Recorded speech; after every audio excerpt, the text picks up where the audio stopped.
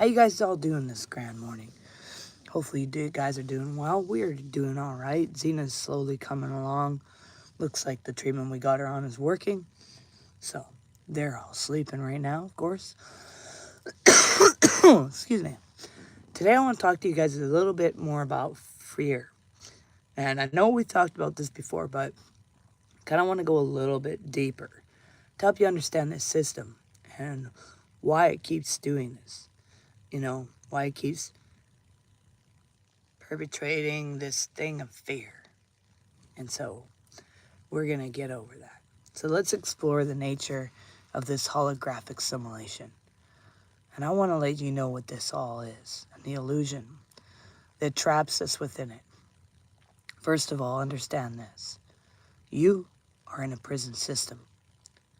So imagine life as a prison system, but one where we play two roles. The one where we're the prisoner and we also are the guard holding the key. The construct that keeps us controlled isn't physical. It's actually rooted in a fallen mindset. One often called Diablos, or as the church would call it, hell, which means, fallen mindset means deceiver. This mindset thrives in fear. It's creating a reality that mimics hell itself. It is hell. If we think about it, pay attention. It's not a place in which we go, but one that we unknowingly create and sustain, and one that we are in. Let's talk about fear in the core of this illusion. First of all, think about it. If you were a deceiver and you really wanted to trick everybody, what would you do? You wanted to keep them in a prison system without them even knowing? That would be the best bet, because then they would think they were free, but yet they would lock themselves in their own cells every night out of fear. And they might think that they have it all, but the truth is they're separate from the truth of their beings. So let's talk about fear at its core. See, fear is a mechanism of this prison system.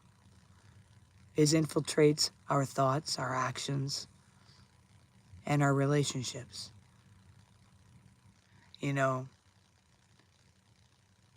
It keeps things on a cycle of division, hatred, and judgment. Yet fear is entirely nothing more than an illusion. How can fear hold power when we are in the divine and the divine is in us? And the divine is made of pure love. And there's no room for fear when it moves in pure love. See, we are made in that perfect essence, designed to be the frequencies of love and not fear. See, love, it rises. It's a high frequency. Love is not. Let's look at this into the science, because science actually tells us everything in the universe vibrates high at a higher frequencies when it corresponds in the emotions like love, joy, and compassion.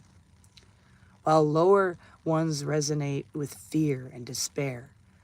Fear not only lowers our vibration, but it also distorts our reality.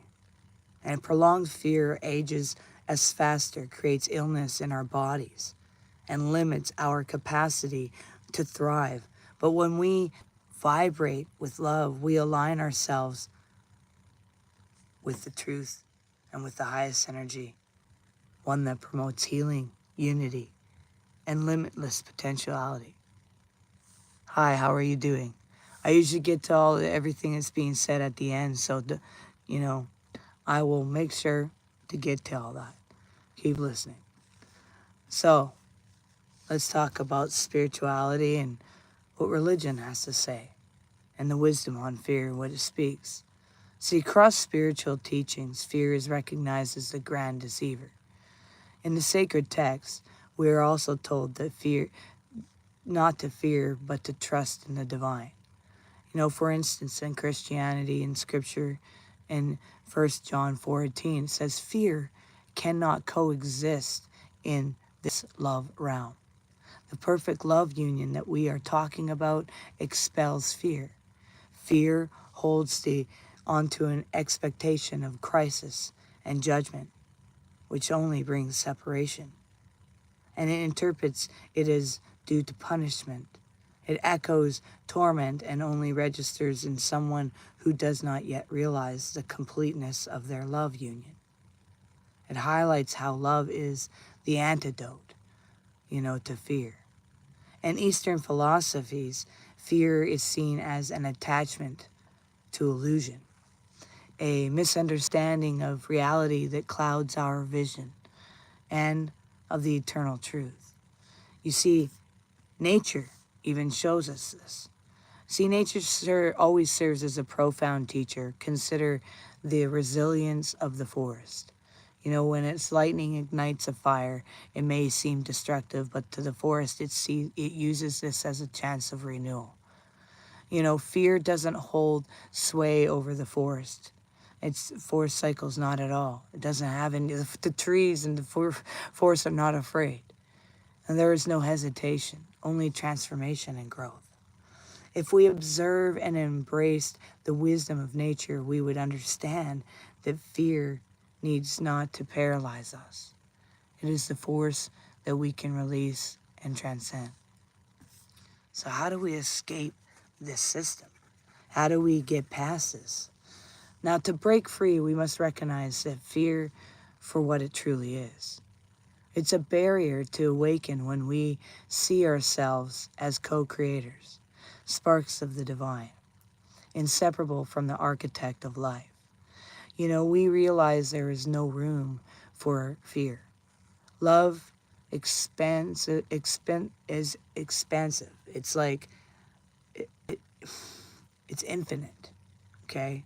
Fear in contrast is restrictive, and it's finite, and it thrives only when we give it power. You see, the human body, when it's flowing in its true design, can give up to 700,000 volts of energy. You're a ton of energy. So conquering the fear is how that energy emits. Conquering fear means shifting our energy and choosing to embody love. This isn't just some lofty concept. It's actionable.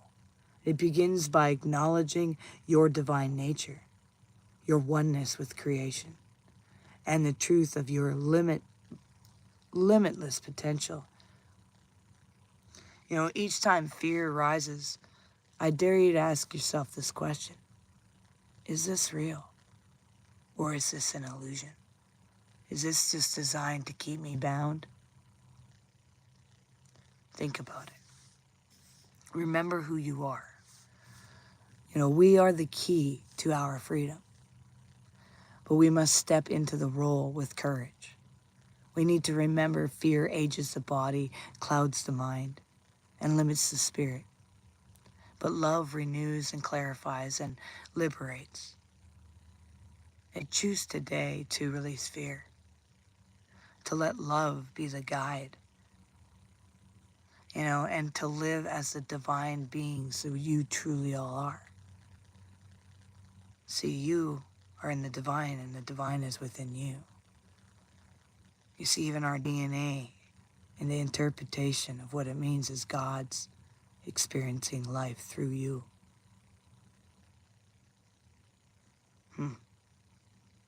Can't separate from that. When we do this collectively, we don't just break free individually. You see, we'll transform the system itself. So, isn't it time for us to create a world that's rooted in love and togetherness, oneness, not one of fear that has no place? All right, let's get to your comments. Well, good morning, you all. Hola. All right. There's just some things that we won't even give time of day. All right.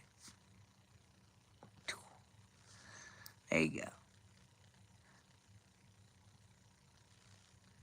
Hello, Rosie. How's it going?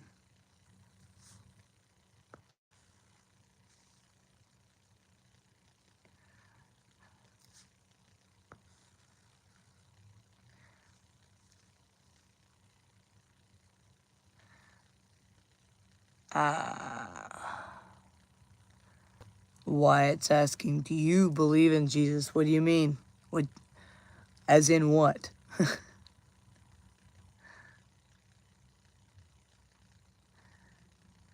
right. And one person says, I love Jesus and God and everyone. There you go.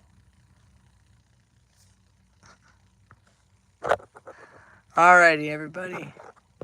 Make sure you do one thing towards your dreams. It brings you one step closer. Make sure you recognize you're valuable and you matter. And you're all unique puzzle pieces, a part of the ultimate puzzle of cosmos. Hang in there. Peace and love. Catch you next time.